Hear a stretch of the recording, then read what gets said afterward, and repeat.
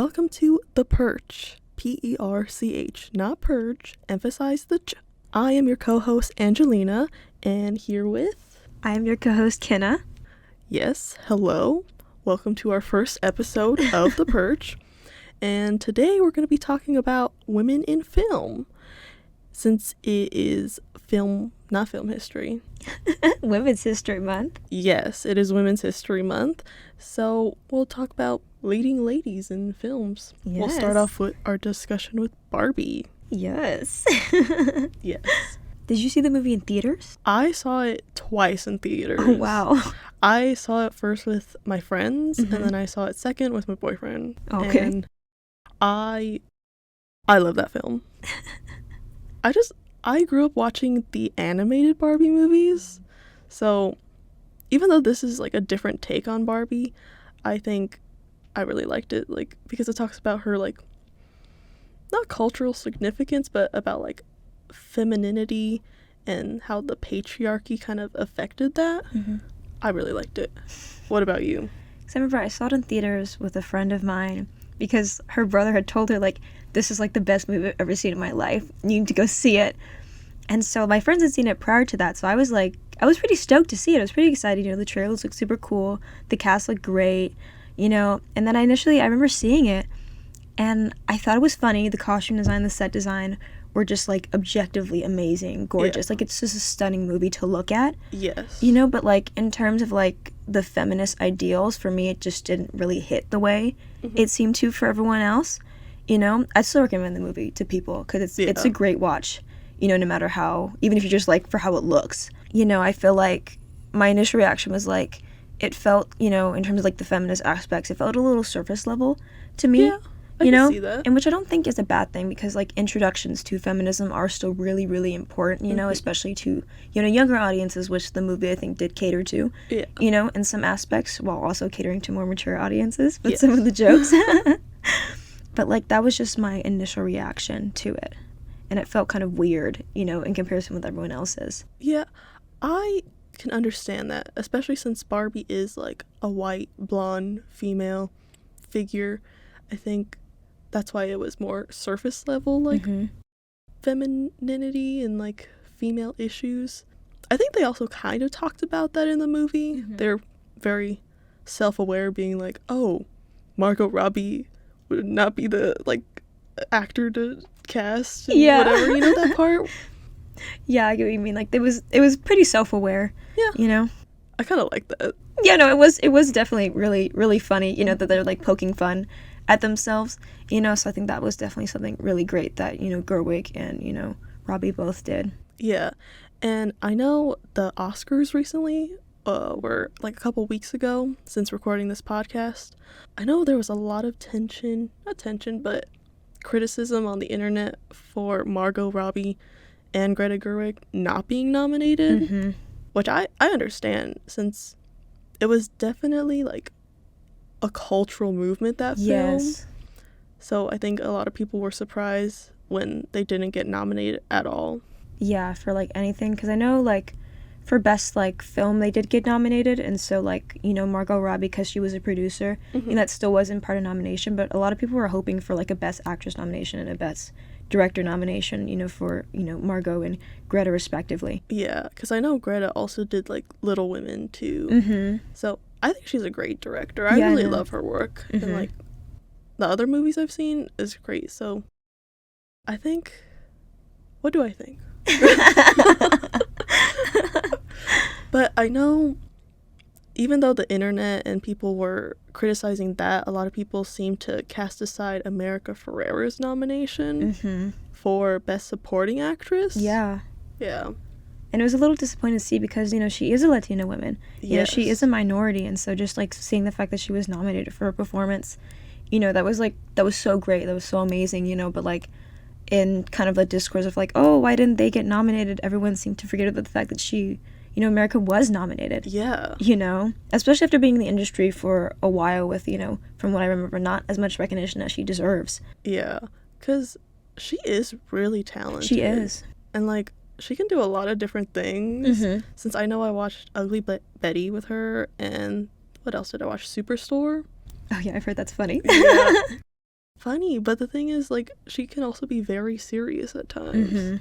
Like, I've heard Real Women Have Curves is a really, really great movie. I want to see that movie so badly. I haven't yet, but it's definitely on my to-be-watched list.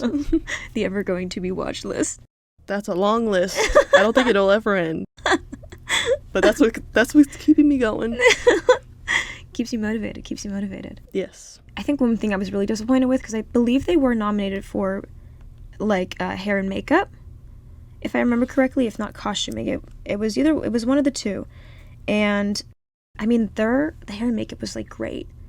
Yes. The hair and makeup was great, because I remember the hair, you know, the lady who did the hair, she was going over and talking about, like, how, like, they, like, use, like, the color wheel to, like, dye her hair correctly. Yeah. And keep it consistent. It was, like a particular blonde, I think. They toned it with. Yeah, it was, like, so specific to Barbie. It was nostalgic. Like, her hair was nostalgic. And it's kind of crazy that, like, all of those, like, her hair was, like, a wig. It Yeah. doesn't even look like a wig. I know, it looks like so her good. hair. Oh my goodness. I love that. I love the costume design. You know, it was really, really good. There was so much research around, like, every costume. Yes. Like, even, like, the extras costumes. I know at the first scene where they're, like, showing, not the first scene, maybe the second scene, where they're, like, showing all the different Barbies and lines. I'm like, wow, that's incredible. Yeah, because they went back and they looked at, like, older Barbies. Like, you can look back and you can find those exact Barbies, and their outfits are identical. Yeah. I know I grew up playing with Barbies, like, a lot. I had a Barbie dream house. I had Barbie cars. I was Barbie obsessed. So seeing all those, like, nostalgic Barbies, even if they weren't out when I was a kid, still knowing about that was really, really cool. Man, okay, I'm checking now, and they were not nominated for makeup and hairstyling. They weren't? No, it was Poor Things, Golda, Maestro, Oppenheimer, and Society of the Snow. So they weren't even nominated. Wow. I know. That's very disappointing, because we were just, like, ranting and raving about how good it was. I know the Oscars is very male dominated. So seeing this, like, hyper feminine movie with all these, like, feminine costumes and ideals, I think is a little nerve-wracking for people, like, in the Academy. Yeah, definitely. I would agree with that, because they were nominated for costume design, you know, but as we know, Poor Things absolutely swept that night. Poor Things and Oppenheimer swept this year. Poor Things, I still haven't seen it, but I can tell the costumes were really cool. Yeah, no, the costume design is gorgeous. Whenever I've seen a clip, you know, like the way it moves as Emma Stone, like, dances. Yes. You know, as Bella, it's very impressive. It's dynamic, you know. I like how they're so unique. Like, they're nothing I've ever seen before.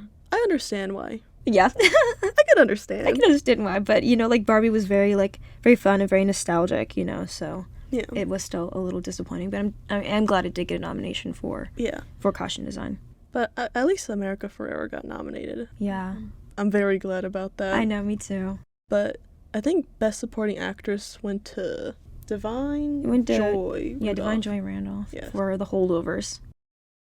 Yeah. I still haven't seen it. Me neither, but I heard that she was really good in it, you know. Yeah. And, you know, she's done a lot of mostly stage acting, you know, mostly stage acting and singing. You know, I think she has some Tony nominations, you know, so I mean, like, hey, I'm sure she did great. I can't wait to watch the movie and see her. I want to see it. Also in my long list of to be watched. It's never ending. No. It will, like I said, it will never end. But I think it's interesting, like, seeing how, like, the Oscars and, like, movies are becoming more diverse. Since she's African American and, like, a female supporting actress, I don't know, like, what number, like, is she the 10th or something? To win? Yeah, to win. Oh, I don't know. I'd have to check. Yeah. But I know it's not a long list of, like, people of color that have won that category. Yeah, as a whole, you know, specifically, like, black actors and actresses are usually snubbed by the Academy, like, historically speaking, you know, so it was really impactful, you know, because I can't remember what year it was in the early 2000s, and it was Halle Berry, you know, first, you know, black woman to win in that category in the early 2000s. In the early 2000s. In the early 2000s. The Oscars has been around for so long. Yeah, it has. It's been around for a really long time. And so it was just like, you know, it'd be 100 years old in a few years because it started in the 1927. So that's been a while. Yeah, it's been a while. You know, so it's definitely, it's good to see, you know, not only just, you know, Black people getting nominated, but also Black people winning. Yeah. You know, because I mean, like, you would see, you know, white people getting nominations for doing, you know, blackface or yellowface, you know, or redface and things like that. So it's just like, it's great to see, you know, the people who are actually those races, you know, winning for roles, you know, where they're playing, you know, where they're playing themselves, you know. Mm-hmm. So it's really good. It's really impactful, you know, inspiring to, you know, other people of different ages. Yeah. I know the Oscars has definitely been a point of, like, kind of discrimination throughout the years of it, like, being aired and just happening. So it was really, for me, since I'm Native American, seeing how there was, like, a Native American actress being nominated for, like, Best Actress, mm-hmm. and also even, like, the performance of, like, the drum circle, mm-hmm. that was, like, beautiful to me, because I've, like, never seen that, like, that part of my culture being presented in the public like that.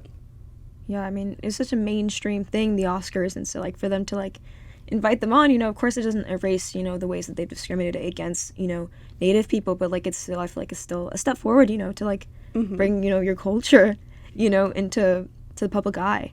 Yeah, I know there was, I think it was, like, 1973 or 74, Marlon Brando got awarded an Oscar for Best Actor, but he didn't, like, go up and accept it. Mm-hmm. A Native American woman, I think her name was Sachin Littlefeather. I don't know if I'm pronouncing that correctly. She went up and made a statement saying that he's, like, not accepting it. And when she went up to say, like, there's been discrimination and, like, oppression for Native people, that they, like, a lot of people in the audience, like, it was a mixture of, like, boos and claps and, like, it was just, it's crazy to see the cultural shift from in the 70s to now. Yeah, definitely. Because I remember seeing that clip for the first time, because, you know, she was very passionate about what she was talking about, you know. She was in her cultural clothing as well. Yes. You know, when she went up there, you know, which is, like, just another thing for, like, people to, like, quote-unquote feel uncomfortable for, even though they shouldn't, you know. And they booed her, and I heard that, like, someone tried to physically assault her as well. I heard that, too. That is crazy. But I'm glad for the change. And who was nominated this year? Lily Gladstone. Even, like, what she was wearing, like, was beautiful, because it was, like, inspired by, like, Native American, like, dress and all these different things. And, like, I know she was wearing, like, makeup from a Native women-owned beauty company. Oh, was she? Yes, I think it was, like, Prados. I don't know how to pronounce it. Oh, that's great, though. But just seeing, like, her using her platform to, like, help. Yeah, I mean, like, even if you look at the whole award season, like, she was wearing things inspired by, you know, by her culture and supporting people in her community, you know. So it was just really, she did, you know, take the platform, and she, you know, she did something with it, which is really, really great. Yeah. And I have not finished Killers of the Flower Moon yet, but it's amazing. I mean, just even so much happens in that first hour, but, like, she's so impactful in it, and just, like, I can't imagine just how hard it was emotionally, because, you know, the story of the way that the Osage, you know, natives were treated, you know, it's gut-wrenching, you know, and I mean, like, it's something we've heard over and over again, because it's not just, you know, it doesn't just happen with this tribe, unfortunately. It's something that, you know, that has been going on for, you know, many years. Yeah. And so, and all across, you know, America. So, I mean, just, like, thinking of the cultural impact, you know, and the impact it had on her, you know, just in, you know, in conjunction with her performance, it was beautiful. You know, I'm very excited to finish the movie, you know, but she's just, like, her, you know, she's very, like, stoic, you know, later on in the movie, as she, like, deals with grief and works through that, you know, and so, like, it's just very, you can tell a lot by just the look on her face. And so I was honestly really surprised when she did not win for supporting actress, you know, because I know Emma Stone won for La La Land, I think in 2017, if I remember correctly, you know, and I know Emma Stone is a great actress, you know, I've seen her in stuff before, but, like, just talking about, like, because when I consider movies that win Oscars, I also think about the cultural impact of it. Yes. And I feel like it was much bigger for Killers of the Flower Moon than it was for Poor Things. I agree with you. Like, I know I wasn't able to watch Killers of the Flower Moon. It just felt very triggering for me, which is understandable. But I still think that it is an important movie and, like, message to be talked about. And I wish that she won. Not, like, discounting Emma Stone, like you said. But Emma Stone has had her moment. Let's give it to someone else. Yeah. So I was just like, I think that was probably one of my bigger disappointments of the night for, you know, our women that got nominated was, you know, Gladstone not winning, you know? So that was definitely disappointing. But I was really glad that she did get, you know, a lot of just, you know, attention and, you know, the praise that she deserved during, you know, prior awards. I know she did win, you know, at, like, the Golden Globes. I think she won a BAFTA as well, if I remember correctly. Oh, I don't know. But yeah, but she was, you know, she did sweep award season, you know, but I just wish that she was able to finish it off strong with an Oscar. But yeah, but I'm glad she's doing well. I know. I hope that she is in more movies. I know. I can't wait to see her in more stuff because I hadn't seen her in anything before then, and then, you know, she was, like, everywhere after the movie came out. I'm just like, oh my goodness, this is so exciting. We can also bring up the actual winner for Best Picture, which was Oppenheimer. I kind of liked the movie. It was a long movie. It was like wasn't it like 3 hours or something? Yeah, it was something long. Crazy like that. It was long.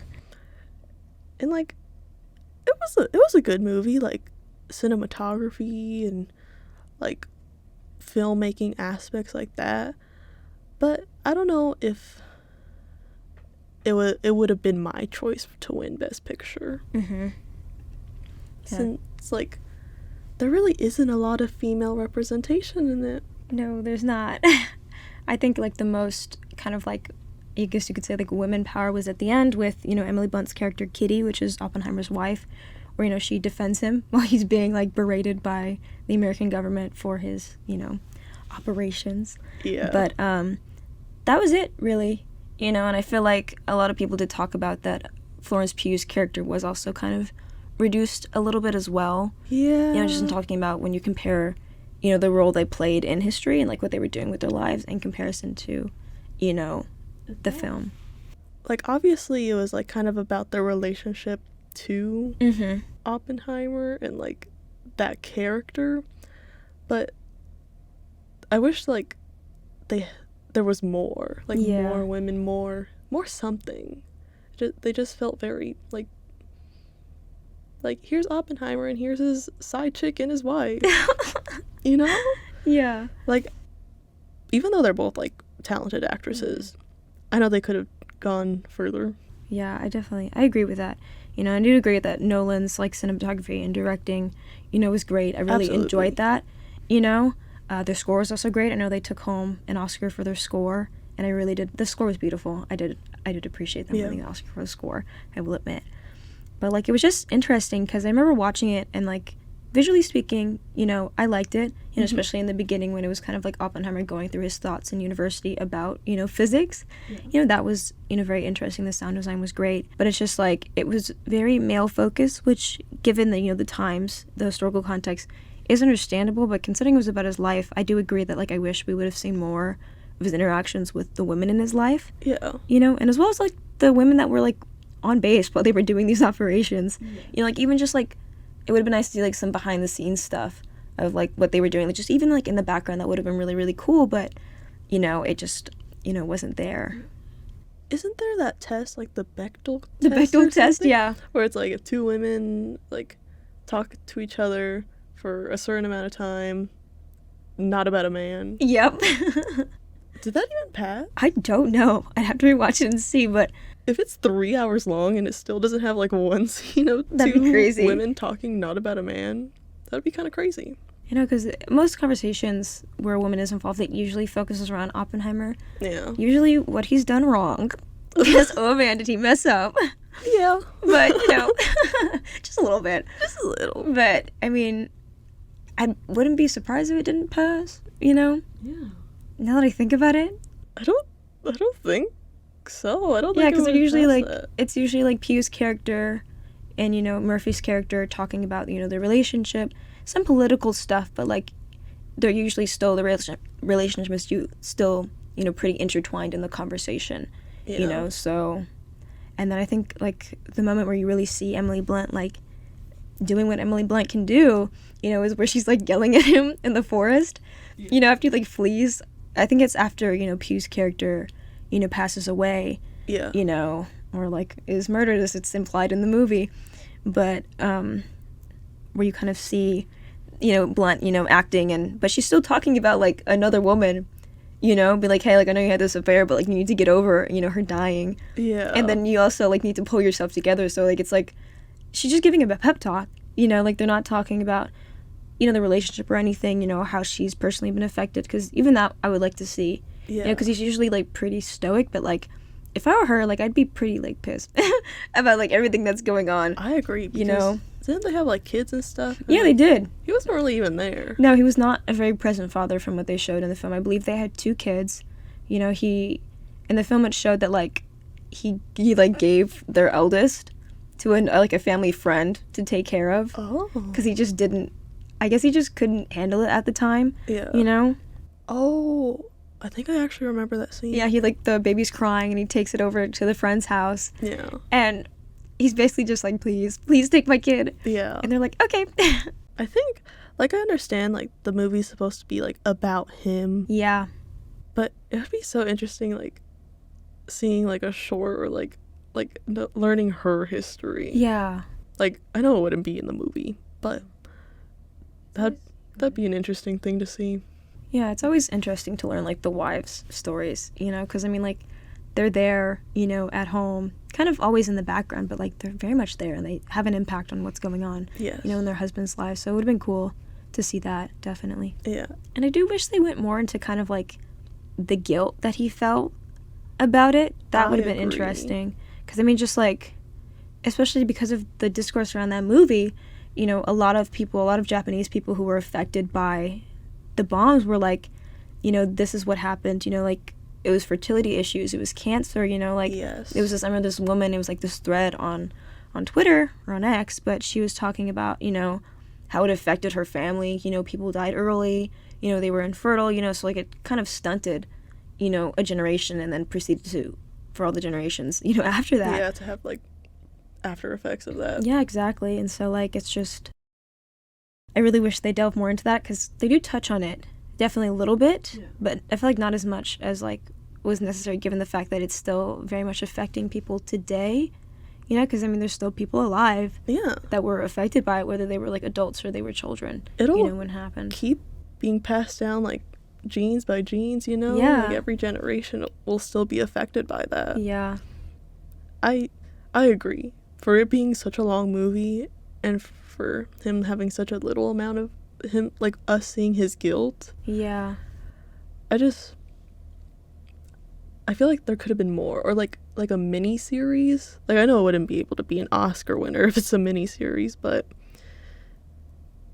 I don't know. Yeah. They, like, talked a lot, but didn't, like, say enough. Yeah, and I feel like miniseries aren't really Nolan's style either. I don't think I've ever heard of him, like, doing anything in terms of, like, television. That's true. You know, anything that would qualify for, like, you know, an Emmy, you know, but, like, I mean, it would have just been interesting, even just, like, the release of, like, deleted scenes. Like, you really wish they didn't get deleted, but, like, you know, just, like, being able to see that, like, oh, okay, like, this wasn't, like, a complete, like, afterthought, because I think that's still a really important thing to mention. I think you can make, like, a biopic about somebody and still talk about, like, the effects of, like, what they've done, you know? Yeah, I agree. Mm-hmm.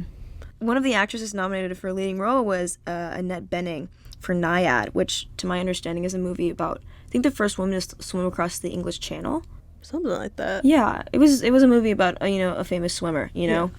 And I remember when I saw the nominations, I was like, I've never heard of this movie before. You know, and I believe, I was a little confused, you know, because it is a Netflix original, you know, and so I looked, and I also saw that Jodie Foster was also nominated for Naiad, too. Yeah. You know, she had previously won an Oscar for her role in, what was it? Silence of the Lambs.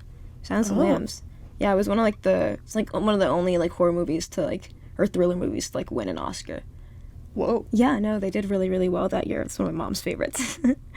But, like, I remember I did not hear a thing about that movie till it got nominated, which, it's a little annoying when that happens, because obviously I'm not going to know everything, Yeah. you know, but it's nice to know, like, most of the stuff in the major categories. But it really reminds me of last year when Adriana Reisenborg, I'm so sorry if I'm pronouncing that wrong, got nominated for To Leslie, and everyone was, like, super confused.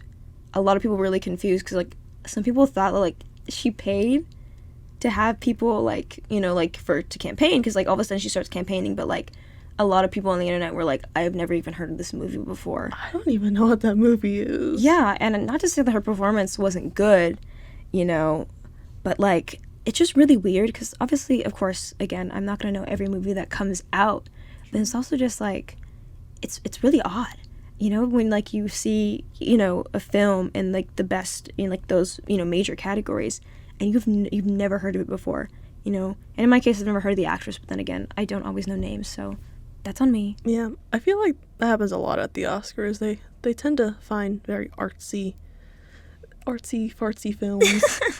Nothing wrong with that. Yeah, no, not at all. Since, like, my major's in, like, film studies, I like learning about, like, different indie films that are out there. I feel like the Oscars is very much like, this is what's popular now. So when they do that, I'm like, I guess. I don't know about it, but I mean, hey, I'm not the Academy. Yeah. But yeah, she's been in Birdman, the Matilda, the musical, Battle of the Sexes, you know, Amsterdam. I don't know how major her roles were in these movies, but she's been in them, and those are the ones that I've heard of. So. Who is this again? Leslie Reisenborg. Okay. Borhan? I don't know. For Naiad. No, this is for last year for Chu last Leslie. Year, okay. Yeah, for Chu Leslie. So, like, that's what I was saying, that Naiad, when the Naiad nominations reminded me of, you know, what happened where, like, I didn't know, you know, the nominee or what movie the nominee was in. Yeah. You know, because, like, I knew, you know, I of course know, like, you know, the Foster. I mean, Foster, she's, you know, a very talented actress. Yeah. You know, she's been in the industry since she was a kid. Yeah. You know, and so, like, I wasn't just like, I'm like, oh, okay, like, good for her. You know, but, like, it was just like, I hadn't heard of the movie before. And so, like, I had to, like, look it up.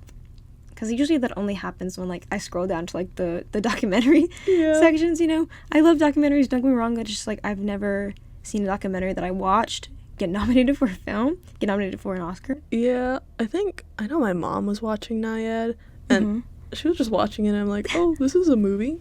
But usually most of the movies my mom's watch, like, they're usually not Oscar worthy.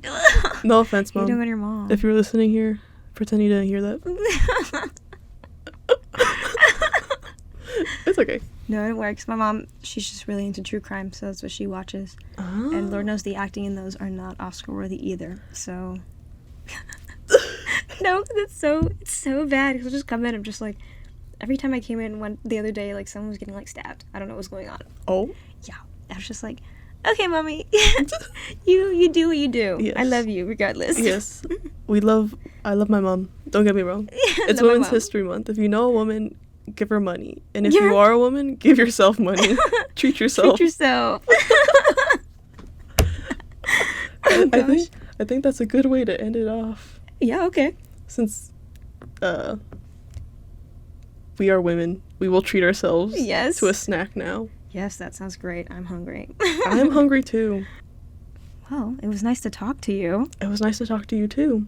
Hopefully you guys who are listening also enjoyed our commentary and rant about stuff. About films and the Oscars. Yes, those are the things that we talked about. Well, signing off, I'm Kenna. I am Angelina, and this is The Perch. Bye-bye. Bye. Hopefully you'll be back next time. Bye.